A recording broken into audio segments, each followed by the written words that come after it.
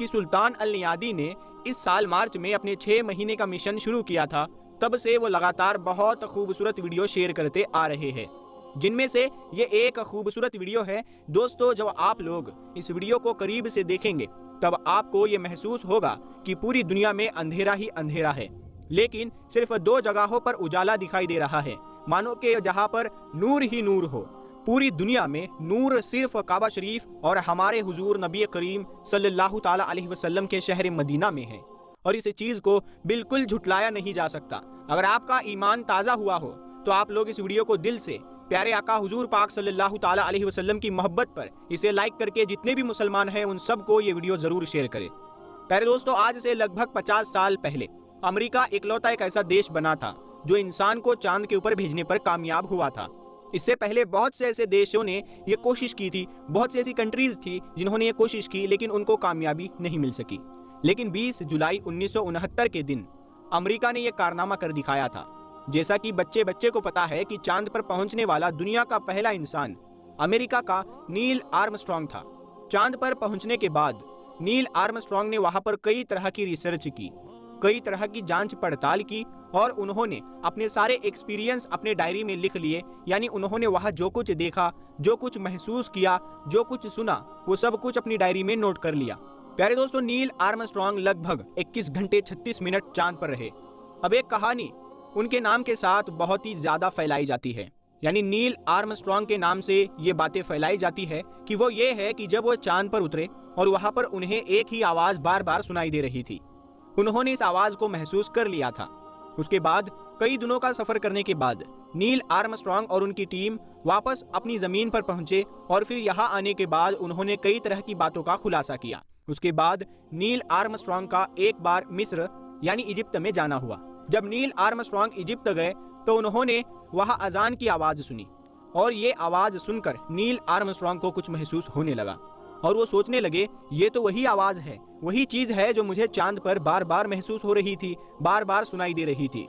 जब उन्होंने इस बात का खुलासा किया कि मैंने ये आवाज चांद पर सुनी है, तो लोगों ने ये बताया कि ये आवाज अजान की है, और ये सुनते ही झट से नील आर्मस्ट्रॉन्ग ने इस्लाम कबूल किया। प्यारे दोस्तों, ये बात सुनकर आप लोगों को भी थोड़ा सा डाउट हुआ होगा कि ऐसा कैसे हो सकता है। तो इसकी सच्चाई हमने तलाश की तो हमें ये पता चला कि ऐसा किस्सा बिल्कुल भी नील आर्मस्ट्रॉन्ग के साथ नहीं हुआ है। ये बिल्कुल अफवाह फैलाई गई थी। नील आर्मस्ट्रॉन्ग ने चांद पर कोई आवाज नहीं सुनी थी, बल्कि नील आर्मस्ट्रॉन्ग और उनके एक साथी जिनका नाम एडविन आल्ड्रिन था, जब उनका इंटरव्यू लिया गया तो उनसे पूछा गया तो उन्होंने बताया कि लगभग नील आर्मस्ट्रॉन्ग के चांद पर उतरने के 19 मिनट बाद मैं चांद पर उतरा, और फिर हम सब ने कुछ घंटे वहां बिताए। उन्होंने कहा कि जब मैं चांद पर उतरा तो उस वक्त चांद पर पूरा सन्नाटा था, कोई आवाज नहीं थी। अपने इंटरव्यू में उन्होंने किसी आवाज का जिक्र नहीं किया। एक अफवाह फैलने पर बिना सच्चाई जांचे मलेशिया, इंडोनेशिया समेत कई देशों में नील आर्मस्ट्रॉन्ग के इस्लाम कबूलने की झूठी खबरें फैली।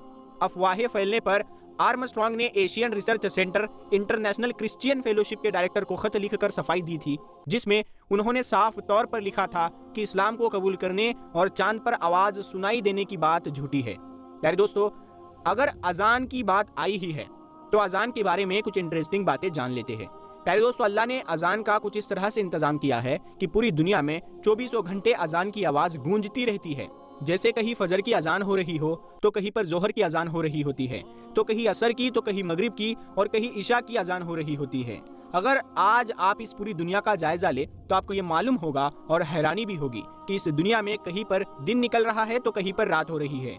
और आप देख सकते हैं अजान तो अपने वक्त पर ही होती है। अब हिंदुस्तान का वक्त अलग है, पाकिस्तान का वक्त अलग है, इंडोनेशिया का वक्त अलग है, सऊदी का वक्त अलग है, अमेरिका का अलग है।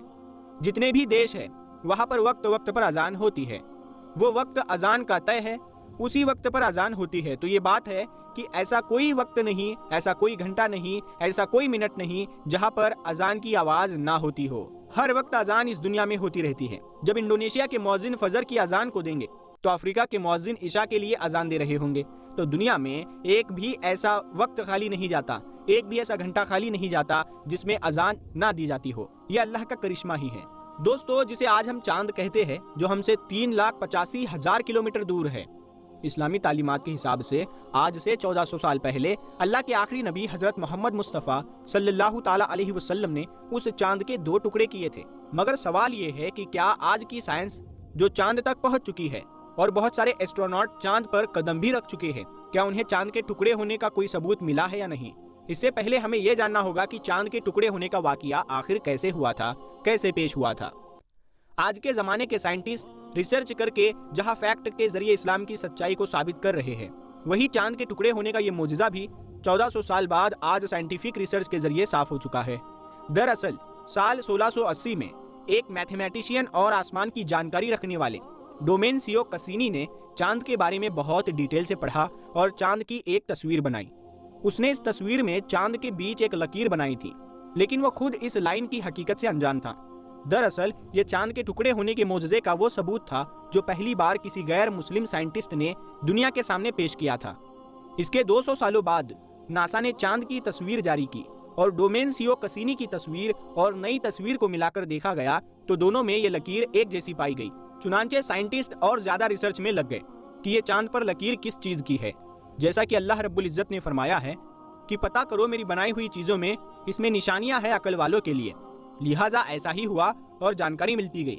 और साल 1969 में नासा ने जब अपोलो 10 मिशन भेजा तो उसने बहुत करीब से चांद की तस्वीर खींची, जिसमें साफ तौर पर उस लकीर को देखा जा सकता था जो बीते जमाने में चांद के 2 टुकड़े होने की खुली निशानी थी। प्यारे दोस्तों, ये चांद के 2 टुकड़े होने का वाकया कैसे पेश आया था, इसके बारे में हमने हमारे चैनल नूर हदीस पर 2 दिन पहले ही एक वीडियो अपलोड की थी जो बहुत ही 17 से 18 मिनट की है। उसमें पूरी डिटेल के साथ हमने समझाया है कि ये वाकया कैसे पेश आया और साइंटिस्ट इसके बारे में क्या राय देते हैं। तो ये सब कुछ उस वीडियो में है, तो इसका लिंक हम आपको ऊपर आई बटन में ज़रूर दें।